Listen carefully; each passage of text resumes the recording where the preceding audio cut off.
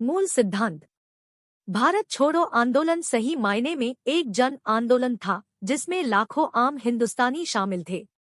इस आंदोलन ने युवाओं को बड़ी संख्या में अपनी ओर आकर्षित किया। उन्होंने अपने कॉलेज छोड़कर जेल का रास्ता अपनाया। जिस दौरान कांग्रेस के नेता जेल में थे उसी समय जिन्ना तथा मुस्लिम लीग के उनके साथी अपना प्रभाव क्षेत्र फैलाने में लगे थे। इन्हीं सालों में लीग को पंजाब और सिंध में अपनी पहचान बनाने का मौका मिला, जहां अभी तक उसका कोई खास वजूद नहीं था। जून 1944 में जब विश्व युद्ध समाप्ति की ओर था तो गांधी जी को रिहा कर दिया गया। जेल से निकलने के बाद उन्होंने कांग्रेस और लीग के बीच फासले को पाटने के लिए जिन्ना के साथ कई बार बात की। 1945 में ब्रिटेन में लेबर पार्टी की सरकार बनी। यह सरकार भारतीय स्वतंत्रता के पक्ष में थी। उसी समय वायसराय लॉर्ड वावेल ने कांग्रेस और मुस्लिम लीग के प्रतिनिधियों के बीच कई बैठकों का आयोजन किया। जनता का मत।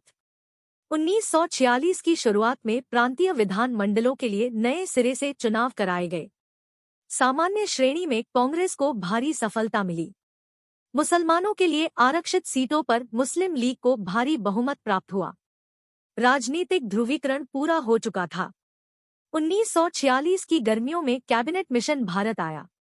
इस मिशन ने कांग्रेस और मुस्लिम लीग को एक ऐसी संघीय व्यवस्था पर राजी करने का प्रयास किया जिसमें भारत के भीतर विभिन्न प्रांतों को सीमित स्वायत्तता दी जा सकती थी। कैबिनेट मिशन का यह प्रयास भी विफल रहा। वार्ता टूट जाने के बाद जिन्ना ने पाकिस्तान की स्थापना के लिए लीग की मांग के समर्थन में एक प्रत्यक्ष कार्यवाही दिवस का आह्वान किया। इसके लिए 16 अगस्त 1946 का दिन तय किया गया था। उसी दिन कलकत्ता में खूनी संघर्ष शुरू हो गया। यह हिंसा कलकत्ता से शुरू होकर ग्रामीण बंगाल, बिहार और संयुक्त प्रांत व पंजाब तक फैल गई। कुछ स्थानों पर मुसलमानों को तो कुछ अन्य स्थानों पर हिंदुओं को निशाना बनाया गया। विभाजन की नींव। फरवरी 1947 में वावेल की जगह लॉर्ड माउंटबेटन को वायसराय नियुक्त किया गया। उन्होंने वार्ताओं के एक अंतिम दौर का आह्वान किया। जब सुलह के लिए उनका यह प्रयास भी विफल हो गया तो उन्होंने ऐलान कर दिया कि ब्रिटिश भारत को स्वतंत्रता दे दी जाएगी, लेकिन उसका विभाजन भी होगा। औपचारिक सत्ता हस्तांतरण के लिए 15 अगस्त का दिन नियत किया गया। उस दिन भारत के विभिन्न भागों में लोगों ने जमकर खुशियां मनाईं। दिल्ली में जब संविधान सभा के अध्यक्ष ने मोहनदास करमचंद गांधी को राष्ट्रपिता की उपाधि देते हुए संविधान सभा की बैठक शुरू की तो बहुत देर तक करतल ध्वनि होती रही। असेंबली के बाहर भीड़ महात्मा गांधी की जय के नारे लगा रही थी। स्वतंत्रता प्राप्ति। 15 अगस्त 1947 को राजधानी में हो रहे उत्सवों में महात्मा गांधी नहीं थे। उस समय वे कलकत्ता में थे, लेकिन उन्होंने वहां भी न तो किसी कार्यक्रम में हिस्सा लिया न ही कहीं झंडा फहराया। गांधी जी उस दिन 24 घंटे के उपवास पर थे।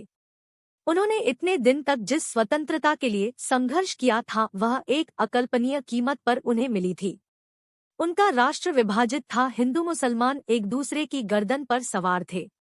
उनके जीवनी लेखक डीजी तेंदुलकर ने लिखा है कि सितंबर और अक्टूबर के दौरान गांधी जी पीड़ितों को सांत्वना देते हुए अस्पतालों और शरणार्थी शिविरों के चक्कर लगा रहे थे।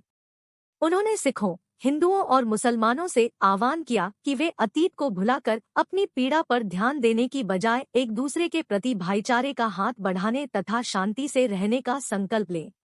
धर्मनिरपेक्षता। गांधी जी और नेहरू के आग्रह पर कांग्रेस ने अल्पसंख्यकों के अधिकारों पर एक प्रस्ताव पारित कर दिया। कांग्रेस ने 2 राष्ट्र सिद्धांत को कभी स्वीकार नहीं किया था। जब उसे अपनी इच्छा के विरुद्ध बंटवारे पर मंजूरी देनी पड़ी तो भी उसका दृढ़ विश्वास था कि भारत बहुत सारे धर्मों और बहुत सारी नस्लों का देश है और उसे ऐसे ही बनाए रखा जाना चाहिए। पाकिस्तान में हालात जो रहें, भारत एक लोकतांत्रिक धर्मनिरपेक्ष राष्ट्र होगा जहां सभी नागरिकों को पूर्ण अधिकार प्राप्त होंगे तथा धर्म के आधार पर भेदभाव के बिना सभी को राज्य की ओर से संरक्षण का अधिकार होगा। कांग्रेस ने आश्वासन दिया कि वह अल्पसंख्यकों के नागरिक अधिकारों के किसी भी अतिक्रमण के विरुद्ध हर मुमकिन रक्षा करेगी। इन्हें भी देखें। भारतीय स्वतंत्रता आंदोलन। राम मनोहर लोहिया, जयप्रकाश नारायण। भारत छोड़ो आंदोलन और बिहार। आजाद हिंद सरकार, असहयोग आंदोलन, सविनय अवज्ञा आंदोलन, भारतीय राष्ट्रवाद,